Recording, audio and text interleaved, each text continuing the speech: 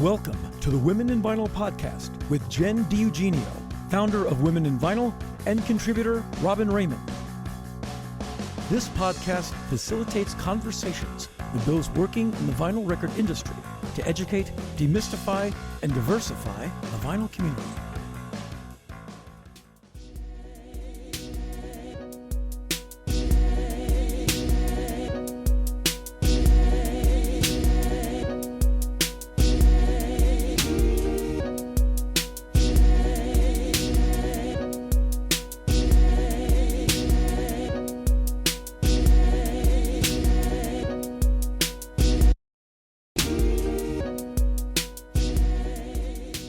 Thanks for tuning in to episode 26 of the Women in Vinyl podcast. You just heard the song Change by Stas Thee Boss off their album On the Quarner. Thanks to Stas and Crane City Music for the use of the song. Crane City is a fantastic Seattle-based hip-hop label with the mission to promote local Black voices, in particular those of women and queer artists, committed to putting money and opportunity into the community. Today's guest is Bailey Moses, the magician behind the bespoke artistic cuts created under their business, Hocus Bogus. You may have seen their work for the Linda Lindas or the creative upcycled records made out of VHS tapes, flowers, food, and just about anything else you can imagine. Thank you for joining us. Can you tell our listeners a little bit about yourself? My name is Bailey, and I make a lot of bastardized record monstrosities, is what I like to call my creations. I feel like most people are probably familiar in some capacity with lathe cutting. So, at its base, I make records that are technically embossed out of polycarbonate plastic, which, I feel like over the past, when I got into it, it wasn't quite 10 years ago, but I've been doing it for a minute now. And I feel like it's really gained a lot of popularity, and a lot of people are more familiar with it. But so I personally, with Hocus Bogus records, kind of my MO is just to make the weirdest, kind of dumbest, gimmickiest things I possibly can. It's kind of my mantra. If my partner's not rolling their eyes at me for what I've shown them, it is not weird enough. Yeah, like VHS tapes and flowers and food I've seen. I started doing it, it's like I started getting into it, and the person who is kind of my lathe mentor, who I think which is who? Which is Mike Dixon. Every time I mention it, it's like, every time someone's like, if someone's like, oh, I have a lathe or I'm into lathes, I'm like, Mike, and it's like, it's 95% of people that I feel like most people, he's probably sold you your lathe if you have like a Presto. Yeah, he owns the Presto name. Like, he's like the Presto guy. Yeah, he's like, I have all this like Presto merch now. Oh, and yeah. Like every time I buy something, he sends me like a bunch of weird Presto stuff. But he just taught me, like, I met him, I was living in Tucson, and I met him at a party, and I knew he did this stuff, and I was like, can I like come like sweep up at your studio or something sometime? Like, I knew that like he would have people come in and like do things for him. And then I went in, and the next thing I knew, I had a job. Like, he's like showing me, he's like, this is how you do this, this, and this, or you got to cut these 20 records. But yeah, he's just like, he started the whole, I can't take credit for that. Like, he started really doing weird stuff, which I think really inspired me. And then it became like a friendly rivalry where like I would try to think of weird things, and like, he's a hard person to impress, but every now and then it's like, I feel like he does that on purpose, because he's like, he's a little bit Gandalf-y, for all of us upstart weirdos. Like, he wants to be like just encouraging enough that you're like, oh yeah, I'm gonna try that thing, and then he's like, you could have done it this way or like this way to make it better, and you're like, oh yeah, okay, I could have done it that way or that oh my God, Robin, is this therapy? I'm like, me too. Yeah. It might be for both of us. I feel like that was he was a big, working with him was a big inspiration for me, because it kind of got my brain thinking more in that way, being around him, or just, kind of really trying to outdo. Yeah. And I mean, not outdo, but like come up with weird things too and be like, oh yeah, well, what about this? And Yeah. I don't know. I've just, especially I feel like over the past couple years, I've just really leaned into it and trying to think of goofy and strange things to do. It just brings me a lot of joy. You both are doing such interesting, innovative things. But maybe Bailey, you could talk to some of the projects that you've done that incorporate some of these interesting, like weird, innovative ideas. Yeah, what have been your like best materials and maybe your worst materials? Yeah. We learned from Heath, like, fencing wasn't working very well for that. So yeah, snow fence is a bad move. Yeah, I think I've done less of I'm mostly sticking to like the plastics.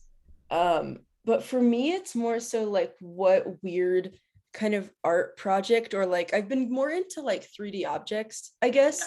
Yeah. And like, how can I make this record more of a weird thing? And kind of like you're saying, because I also work in vinyl pressing, like for my day job. I also make weird records for I Am 8-Bit, but most of that has to be, when you think of that, it has to be something that's more like mass produced, or like packaging is usually where you get weird, because at the end of the day, if you are a record company selling records, your records need to sound good and be functional. And so for me, where lathes have really just kind of let my creativity go wild is that I'm like, I don't have to make these for a lot of people, so I can make one really dumb thing that makes me smile, and that's all I have to do. I don't always, and sometimes I do make a lot of them, but yeah, one that is stupid that I would never make for people because they're tricky to play even is turning like VHS tapes into records, and I'm putting like a coating on them. So it's like, it's still like a record surface on there, but I just thought it was so funny to drill like an entire hole through a VHS tape and you put it on. And so those were pretty wacky. Last Valentine's Day, I turned a box of chocolates that I bought for my partner into a little record, and then you could open it up and eat the chocolate.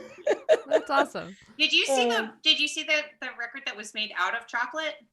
Yes. Yeah, yes. There's like a playable one that was made out of chocolate. And I was like, I don't know if that's okay. Wasn't there that one out of ice that we? Yeah, there was an ice one. Yeah, that was. Yeah. But yeah, I mean, there's. I loved the candy box one. I think that one was like one of my favorites. I also love the ones where you do like pressed flowers and vegetation. That one was so pretty. They're so pretty. It's become kind of the bane of my existence, because everybody wants them. And I'm like, the reason I was able to do that one was it was for my partner's sister, who also, makes beautiful music. But I wanted to do a record release for her. And so we pressed the flowers together, and it's like, it was a weeks long process just to get everything ready. And then assembling them was a huge pain, because getting them to stick together, because once flower leaves dry, they want to come apart, and it's just a lot. It's a lot. They look beautiful for things that I will never, most of these projects, I'm like, they're lovely, I will never do them again. Maybe someday once I forget, but I mean, that's exactly what Heath says. Like, it's like, oh, yeah, like I used to run into the manager's office at Gardner and be like, look at this fucking cool thing I made. And he was like, can you do it again? And Heath would be like, oh, maybe. It's not about that. Yeah. No, it's just about the cool thing. Yeah. I mean, how often did people, like, because I know that Jen has actually recommended you based on the flower record. Oh my gosh, I'm sorry. Look at what she did. This is so rad. So I'm sorry. No. As the Canadian delegate on this panel, I apologize. No, you were so fun. And it's like, I'm always flattered. I think what it comes down to is like, I've kind of made it like, Hocus Bogus used to be something that I did as like a full-time job. I was living in Arizona, which is much cheaper than Los Angeles. What? And it was fun, and I was really doing it full time, like doing stuff fully for other people and pretty much whatever they wanted, but it really limited kind of the creativity. It was, I was making really run of the mill. I could only offer like however many options. And so when I kind of took myself, like, I'm not doing it really like publicly, I'll still take on projects for people that reach out to me, but mostly it's like collaborations or artists that I reach out to. It like, that's kind of what opened up the opportunity to do this crazy stuff, because I was working more with like, all of a sudden I'm like, I'm not trying to make money off of this. This is purely more of like, I want to make something really beautiful with these people. And it's, yeah, I can take a lot more time to do it, versus it gets really tricky when you also tell people like, it's hard for me to always price out my labor for something like that. Yeah. Because I'm like, it's an insane amount of work, but I also feel, I have that guilt of being like, but I know that all artists don't necessarily have a lot of money for something like this. And well, and so we talk a lot about minimums. Yeah. Because, there's always this confusion, I think, where people come to pressing plants and they want low runs. And if they can't get them with us, then they go to lathe cutters, and then they assume that you can do a 200 or 100 piece run. So yeah. What would your minimums be for something that, say, is a super like special project like that, versus something that maybe is a little bit more standard? I'm probably different than most lathe cutters, because I know most people, or when I was doing more like square or round or like simpler cuts, I would probably say like 20 to 25 was my minimum.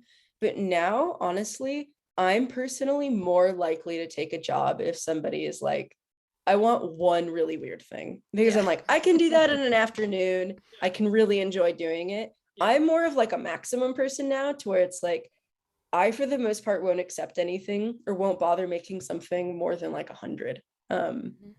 But like, I know that, I mean, even so, I think a lot of lathe cutters that, I was working with, they mostly sit like, I feel like 500 lathe cuts is a lot of lathe cuts, or even 200 lathe cuts. It's a lot of lathe cuts, because you're making all of these in real time, whether or not you're doing anything crazy to the disc, it's a lot of manpower to cut all those. Robin's a masochist, so she did that. Oh, bam.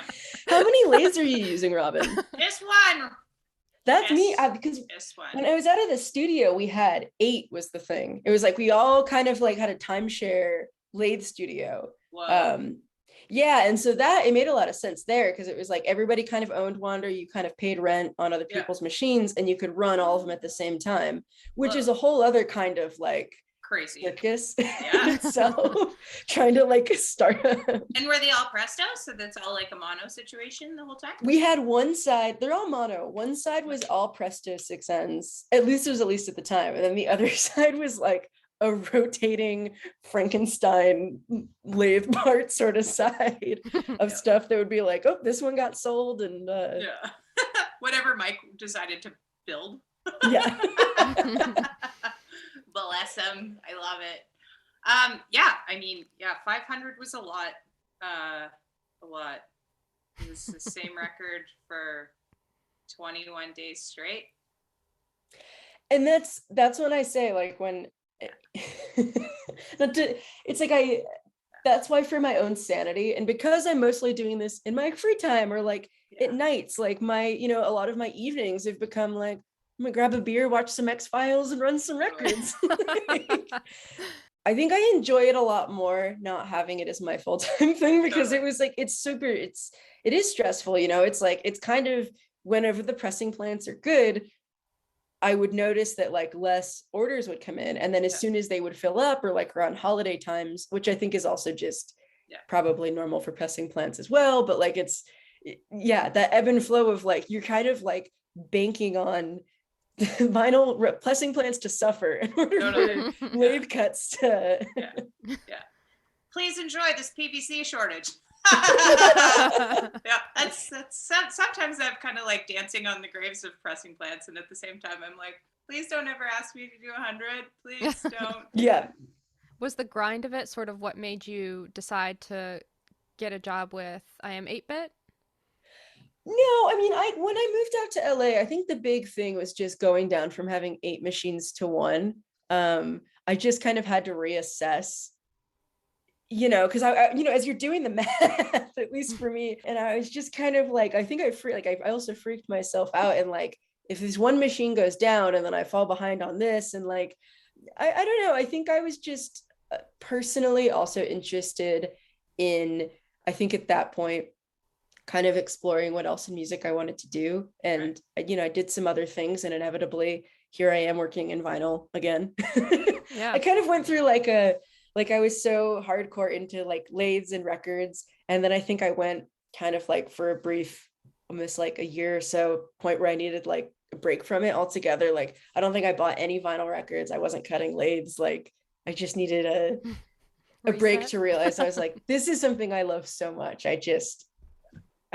You know, when it's like you eat, sleep, breathe, do it all the time, can be intense, as we all know. Yeah, it is intense. I mean, and that's the thing. It's like we're so involved in the process. It's hard to not get so attached to doing it. I mean, it's easy to take a break from music, like other people's music, because you're so invested in what you're doing that, I mean, your ears get fatigued, your body gets fatigued, and you're just like, you know, I'm just going to put on a sassy television show and call it a day. And that's yeah. And I also think that's what I noticed it myself for a second there, was like, and why I think I also needed to reassess is I think there was a moment where I wasn't putting as much care maybe into people's records, and it did become a job to a certain extent. And when you're making something as personal as a lathe, I think it's really easy to make a crappy lathe cut and to pass it out the door. And at the end of the day, you know what I mean? And it's like, at the end of the day, I think most people won't say anything, or like, you know, it's not like I've had a lot of like returns or complaints really, but it's just when I start noticing that I'm not putting the same love into it, I'm like I'm in a band, you know, I know what it's like for someone to not care. And I think that was a really kind of a not great feeling, and I needed to put a pause on it and being like, and why when I came back, I'm doing, you know, much more selective, not taking on as many customers, as I'm like, I really want to work on stuff that I'm as passionate to put this out and work on this and make something great as the band is, because this should be like a really collaborative, fun thing. And I'm really at that spot with it now, which feels great. Like, I'm really passionate about every release that I'm doing and everything that I'm making. And the music is all fun, and I like listening to it for 20 days straight. I mean, that's a really beautiful self-awareness piece too. And I think that's like, maybe that's missing in a lot of the steps of production. So I love, and it's validating for me, because there's days that you're just like yesterday was a complete and total write-off. Like, I was just like, there are no good records that are going to get made today. I am not in the headspace to do anything correct. I'm not even going to turn my machine on, because havoc and hellfire will rain down. I'm not going to tempt the record gods today. Well, that's, you know I feel like that's just lathes. Like, there's some days where I'll go to cut and it's not even my mood. It's like the machine just doesn't want to sound good. And, you know, whether it's temperature or whatever it is, I just feel like there's some days I turn it on and the magic isn't there. And I'm like, okay, I just need to walk away. And then I'll come in the next morning, I'll make like a tiny tweak, and I'll be like, it's perfect. Like, I don't know what it was, but you can't tempt. The lathe gods will tell you when it's time to cut. You can't force it. There's no. I want to know, because you have worked with one of the bands of the moment, the Linda Lindas. How did that connection come about? Because that record was so cool. Thank you. Yeah, I mean, I guess good timing on my part, but totally. I mean, it was a no-brainer even at the point when I worked with them. I mean, I guess like to me, none of this was a shock, because even when I first saw them, like I saw them open for Bikini Kill, so it's not like it was like I saw this tiny band at this corner. It's like I saw them play at the Palladium. Like, I think they were on LA's radar before they were obviously on everybody else's radar. Yeah, but I saw them and they were just so great. And so it was kind of when I was having like, right when the pandemic started was, I think, when my creative lathe renaissance was like, I was like, had a lot more time, and I was like I think that was really when I had like my second falling in love with lathe making. And I just reached out to them because I was just trying to set up some stuff. I was like, screw it. Like, I'm going to reach out to these bands because everybody isn't touring, and it seems like a lot of bands need a little extra money. And so I reached out to quite a few bands that I really liked, and they were one of them. And they were just like on top of it. Like their parents are kind of like their managers, and they're on their Instagram. Like they just super jumped on it. We made it happen with their EP. Yeah, it was super sweet. Like they would come by, they printed out their, like, I think like their parents are like all imperfect things for her. Like their dad, I think, produced the record, and then one of their parents is like a graphic designer, and so they made the jackets and stuff. But they were super sweet and super involved, and like brought stuff by and came and like checked out the little studio. And yeah, I mean, how many did you wind up doing? We did 100, and they sold pretty quickly. But they didn't sell out immediately. Like, they took a second, and then they sold out over the course of a few months, and that was really exciting. And then obviously the library thing happened, and they blew up and became the biggest band. And now I receive like still like 2 emails a day, people asking about those records. First and foremost, the band and I agreed to like make 100 of them. And so I would never make more of the records without obviously being in an agreement with them. And the other part of me is kind of like, the thing I love about lathes is that they are limited in this way. And it's like, could we make more? Yes, tomorrow.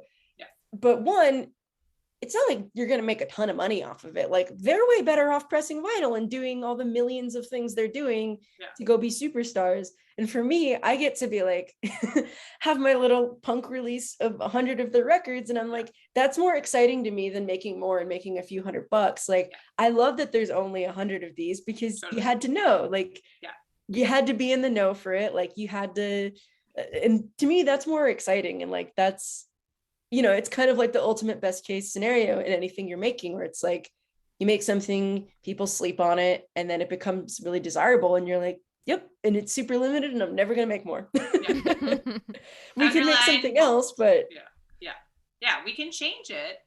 You can do a different label, you can make it a different color, but that's the only way we're doing it. Yeah, but you want to reward people, it's like that's the thing, right? Like, scarcity.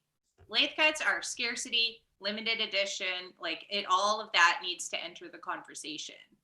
I feel like that's like part of the hiccup with people going from not liking their turnaround time at a pressing plant, and then like being like, oh, this person can do it, no problem.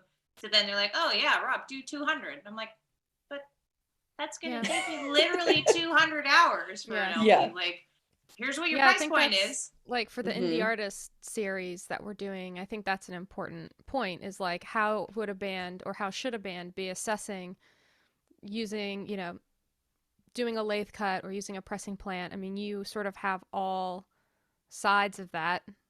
What would you tell somebody? I mean, especially for an indie band, something I really like to do, and like I'll do for my band, for example, is I'll make like a little lathe cut before every tour, but I'll make like 20 of them. And I'm not trying to like promote scarcity in the sense that, like, I know there's also craziness where it's like, why can't I just buy this stupid record and now it's like $300 on Discogs, and like that kind of scarcity can be frustrating. But I think for like indie bands or people coming up, I think there's something really fun to reward your early supporters. And I think that's how I look at like the Linda Linda's thing, or for indie bands, I think lathes are really cool for like, make a small run of something really cool for your fans or for people that support you early on, but you can keep making those. Like, I don't think you should limit your music so people can't have it, but I think it's really exciting to make fun, unique things so that people can kind of be like, like I liked this band first, or whatever, the obnoxious, or like, for just giving your money to people and like supporting them before they have more value, I guess. Well, and it's just like, like doing lathe cuts that would only be available on tour. and then your press records are available online or whatever. Yeah, because then you come out, you support the band. It's like you get the reward for that. You get something special, and I think that's, being on both ends of it. It's like I think that's really exciting. And yeah, because I mean it is exciting because it is limited and it is special and it is bespoke. Whatever, like whatever buzzword you want to insert here. It is like there's a different relationship with hand making that record and like handing it over to the band than and doing 1 or 2 or 5 or 10 or 20. I love doing 20. I think it's my favorite. 20's great. 20's great. Yeah, 20's great. It's like a nice couple of days if it's an LP. If it's like 7 inches, it's like done in a day. And I'm like, oh, that was great. Yeah. It's not good days. Totally with you. Totally with you. I am booked out until the 2nd week of August right now. Yeah, it's crazy. And that's, I've always been really lax, but even I've had to start doing like, it's funny how I'm sure you're experiencing this too, Robin, like even as lathe cutters, we're almost adopting the woes of the pressing plants are starting to trickle down in a way. Like even my plastic had a delay, and like it's not PVC pellets, but it's like it's still like slowly like it's starting to feel the same things because people are reaching out more and lathe cutters are filling up too, and it's just nobody can escape it. That's one thing I think if either of you want to explain to people, I'm not sure that people understand like what material you're using and how it's not the same thing. My records are out of PETG. So I don't know what, like your squares are, and you do mostly, I mean, you do sometimes circles, sometimes squares, but yours is polycarb, is that right? Yeah, I use polycarbonate plastic.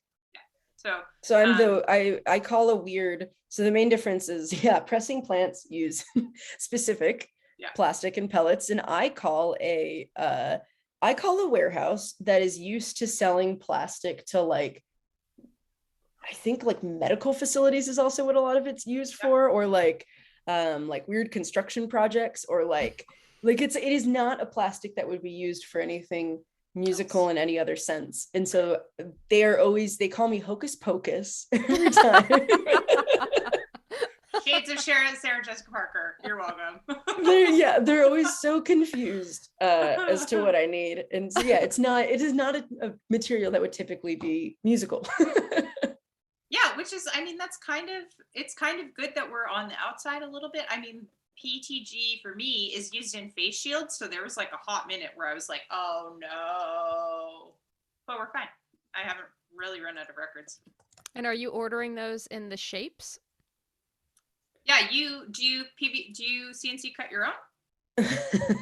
No. What I discovered that became my saving grace was one of my friends was like, what's fun? So I guess I'll start with like my mom and my sister are both like, my sister has kids, they're really into scrapbooking, and so they have those Cricut machines.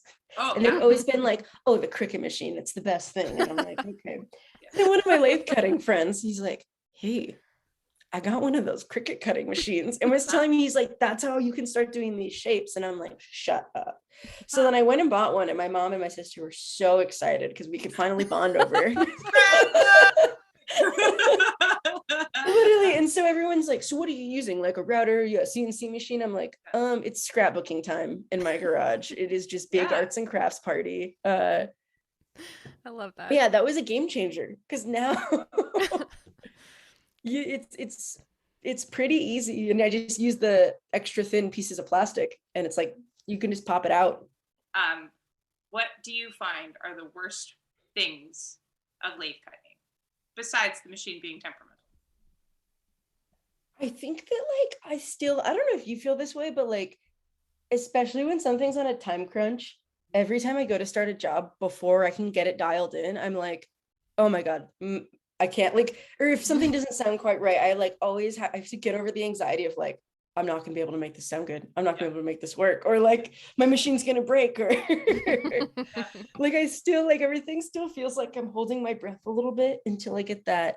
Because for folks that don't know, I guess it's like, part of lathe cutting is, it's just like, at least, I don't know your process, Robin, I'm assuming it's the same, where like you just have to do a million little test cuts to like dial in these machines. And there's things you learn, but there's not really a 100% tried and true way to get every machine to sound perfect on every cut, because every song is differently, it's produced differently, there's different qualities. Like, maybe this singer, for some reason, like their S's and their P's are just really like, the lathe is hating them. And so it's just kind of like just this trial and error of making a million small tweaks. And like during that process, it's always, just like sucking in a little bit of air, being like, okay, like, I hope this will do it.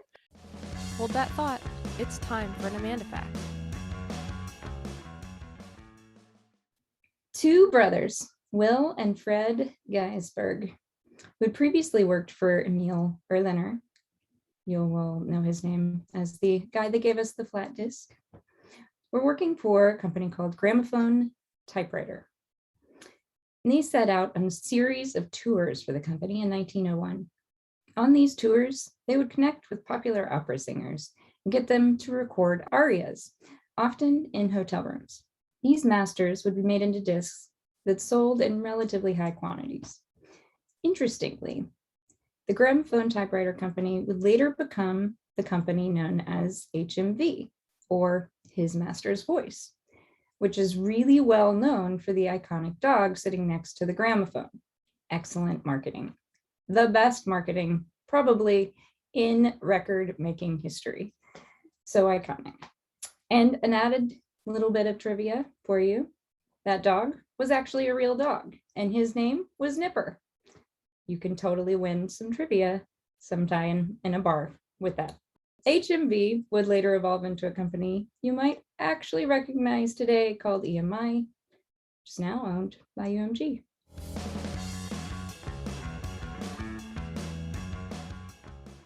Have you received your teal box in the mail? No, not jewelry, your high-fidelity Eargasm earplugs. Eargasm high-fidelity earplugs keep your hearing protected in style, but they also recognize that their products aren't only for hearing protection and are widely used for people's mental health and well-being in noisy situations. How do these help you in your daily life? From noise sensitivity, overstimulation, or ear protection, they're the brand for you.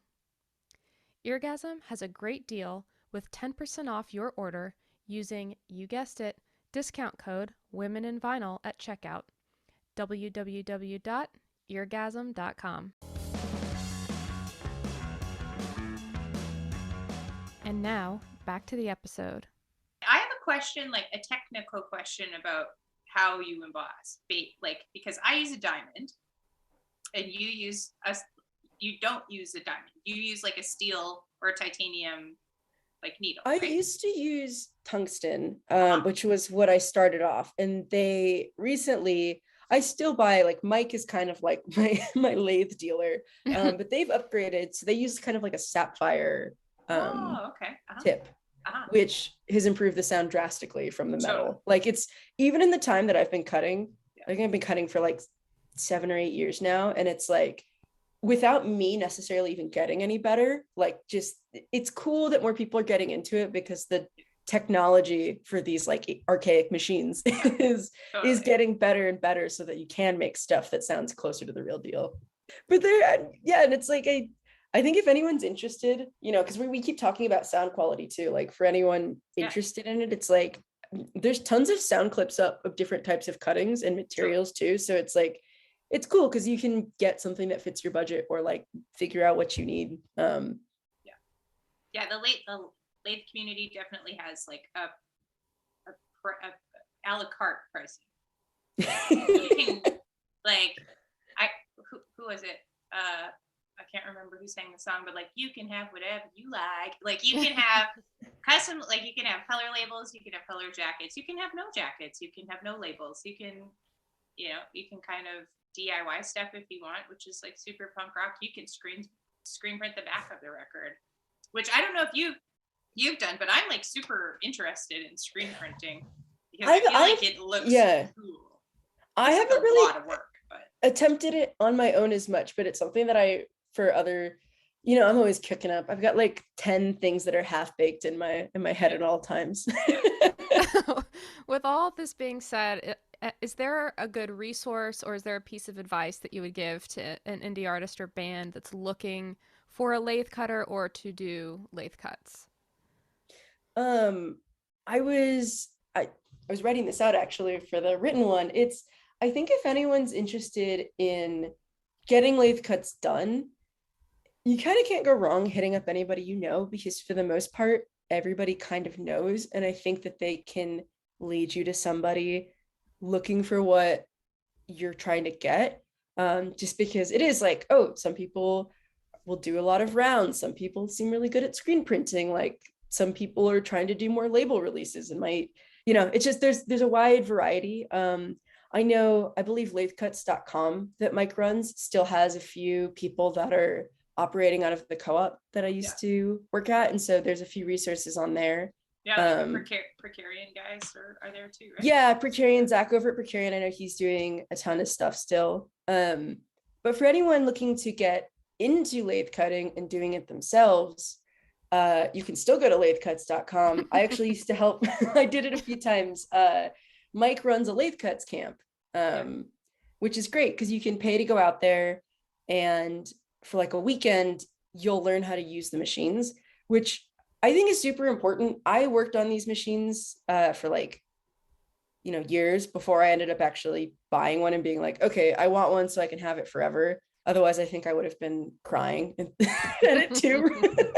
But it's not for everyone. And I love it. And it's something I can't imagine my life without because it's kind of my art form. But at the same time, it's something that definitely sounds sexier than it maybe is in practice. You have to really, it takes a specific kind of person. And I think it's probably the same with like working at a pressing plant too. Like at the end of the day, what you are doing is not like a very sexy or even honestly at times all of that artistic of a process. It's laborious and it's, manual labor. And there's a lot that goes into it that I think if you're just interested in making it for your band or something casually, there are other cheaper or maybe more like hobby things you can do to kind of make records. Like I know they make some cheaper like toy sort of machines, but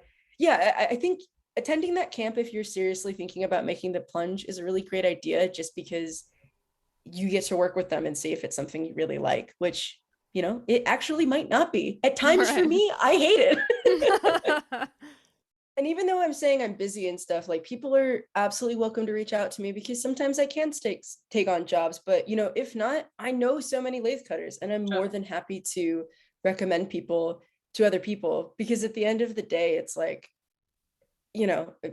it's not like vinyl's going to be doing well if there's one lathe cutter left or one pressing plant left. Right. It's kind of like we all need to work together or anybody getting business is helpful for everyone because, we need ultimately or want the record community and the love for vinyl to survive. And that means that, more businesses pop up, more people can help and do things. And at the end of the day, that's, it's propelling everybody forward. At the last in-person Making Vinyl anyway, I think the thing that was really interesting was that everybody was sort of talking about how we're all the next generation of this industry.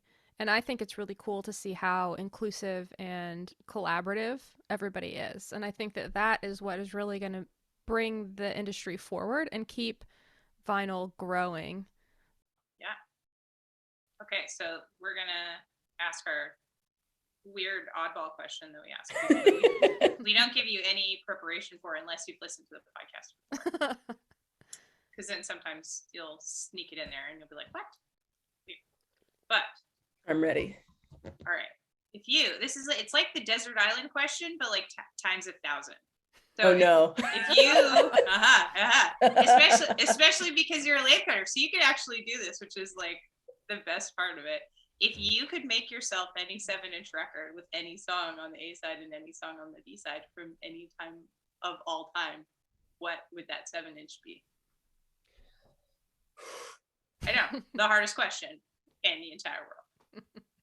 All right, you're gonna have to edit out like 15 minutes of silence. I feel like we need to have like Jeopardy music or something. Yeah. So that there's like, there's a 3-minute time limit on it.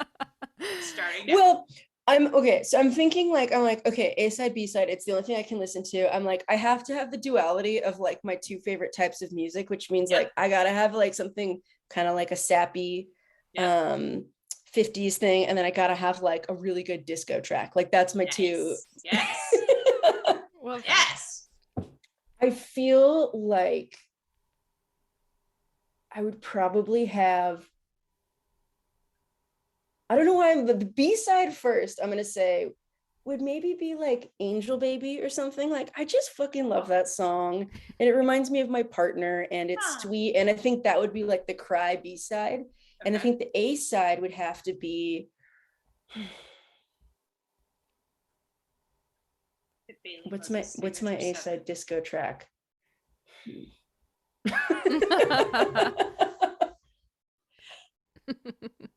I think it would have to be this Italo disco song that I love called Dolce Vita. We haven't even talked about your bitchin' record collection. You have one of the most eclectic record collections that I've ever seen advertised on the internet. Well, thank you. You are constantly, I'm like, what are you listening? What is this? It makes me go to YouTube so often, so I can be like, what? What is it's because I just, I think I really like disco, and I've always kind of been into collecting. That's awesome. It's so awesome. Which is funny. It's like I play in a punk band, and then like the other half of my collection is a lot of like oldies or like country stuff. Yep. And then it's like the other 50% is just a lot of eclectic disco and dance stuff. From all over the world, might I add, though. Yeah, and I think it's like I've always been into collecting that stuff, and then really like I feel like I really went hardcore on it, especially in the pandemic, because that's when I started just bulk ordering. I'm like, I can't go to any record stores. I gotta pay shipping from anywhere. I might as well order stuff from Japan or from like from Beirut or something. Like I'm like,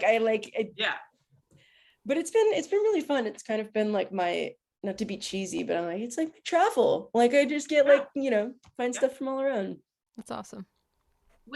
Did you start DJing with your record collection a long time ago, or is that a recent development? No, that's actually something I started doing with my partner. Because I couldn't practice with my band. And she's kind of like a drummer. And so I bought a drum set. I was like, I bet she loves that. You're kind of like a drummer. Well, she hasn't played in years. She's not, she's an artist, but not a musician by trade. And so I was like trying to force it. And I was like, I need somebody to do music with me.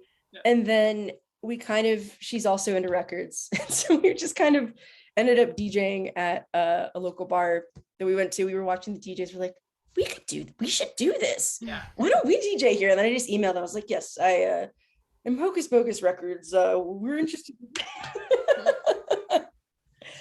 But it's been fun. And so, yeah, I started doing that, or I was doing for a while, like a local radio show, just out of my garage and stuff. And it's, I've had a lot more time, I think, maybe kind of like you're saying, like in being home a lot more.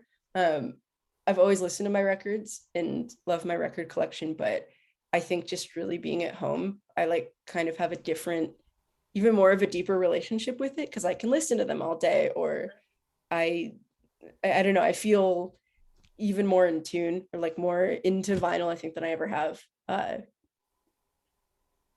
think that is incredible. I think that's a beautiful way to end our conversation. This was fun. Thank you so much, Bailey. Yeah, thank you guys for having me. Bailey Moses. Myth, legend. All right. Well, we'll let you get going in the California sun, and we'll stay out here in the East Coast gloomy, doomy. Yeah, it's freezing. It's like 70 or something. Please You're so LA. I'm sorry. Well, thank you guys so much. It's been great talking with you. Thanks so much for your time. You can check out more about Bailey at Hocus Bogus That's not Hocus Pocus. Hocus Bogus with a B. With a B and a G. Yeah. And I am 8-Bit. We will tell you more about their companies and everything in the show notes. Until next time, dear listeners. Thanks for joining us on the Women in Vinyl podcast. You can join our ever-growing list of sponsors. Other record labels: Selector, Couple Design, Eargasm, Groove Washer, Glowtronics, New Gen Audio, and Vinyl Revolution Record Show. And thanks for sponsoring the show. Hey, as always, you can join our conversation on Instagram or send us a note at media@womeninvinyl.com. Clock us. Send us info. If you have a question, we got the answer, or we'll find it. We won't lie to you. And check out womeninvinyl.com for past episodes, the store, the job board, and the library of resources. Don't forget to like and subscribe and give us a review on your favorite podcast delivery method. You can also contribute to furthering our mission at patreon.com/womeninvinyl. Hey, guess what? This episode, 45 minutes. You know there was more. You want more? You get more. Go to patreon.com and you can get more. And you'll find all the B-sides, the deep cuts, and the amazing extras, including longer episodes, and contribute to the creation of scholarships and educational opportunities to further the demystification, the infiltration of more women and non-binary identifying humans into the vinyl making space, decreasing those turnaround times every week. Yeah, we love your records. We want you to love them too. womeninvinyl.com. This episode has been brought to you by Women in Vinyl and Red Spade Records. Thank you for listening. Please remember to subscribe, and you can always contact us directly by visiting www.womeninvinyl.com.